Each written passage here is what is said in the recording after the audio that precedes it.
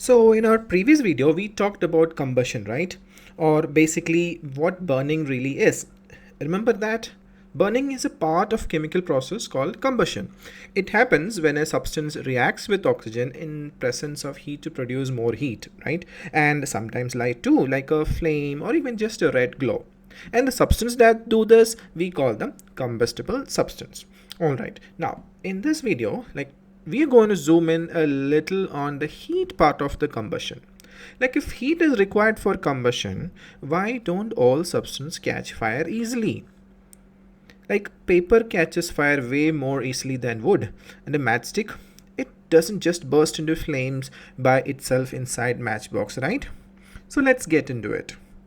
So, have you ever tried starting a campfire and realized it's way easier if you use paper or a little kerosene instead of just lighting the wood directly?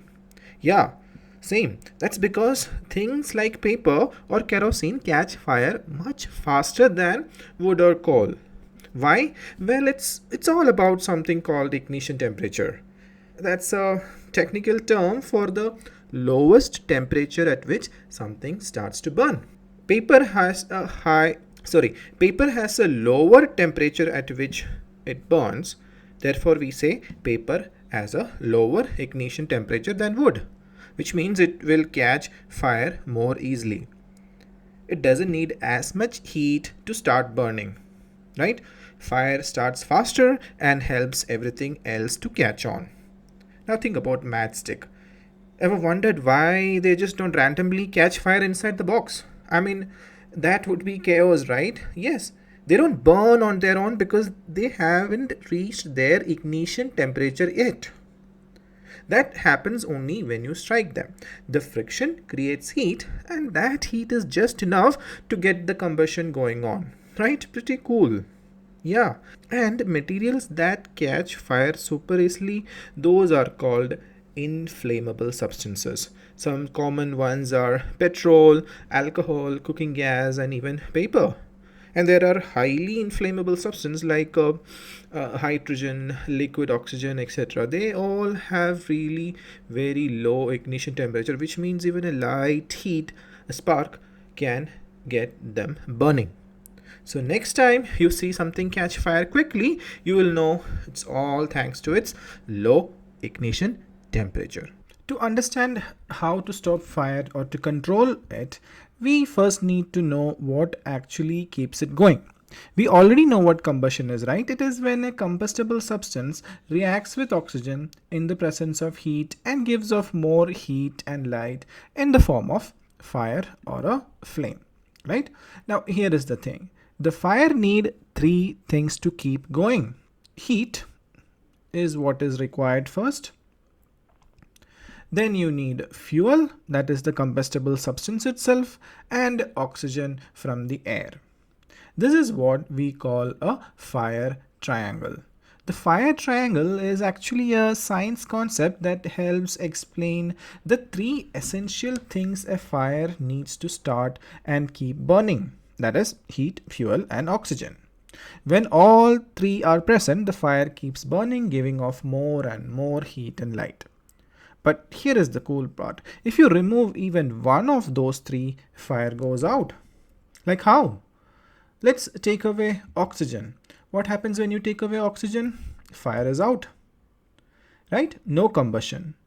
Now, if you remove heat, again, no combustion, fire is out.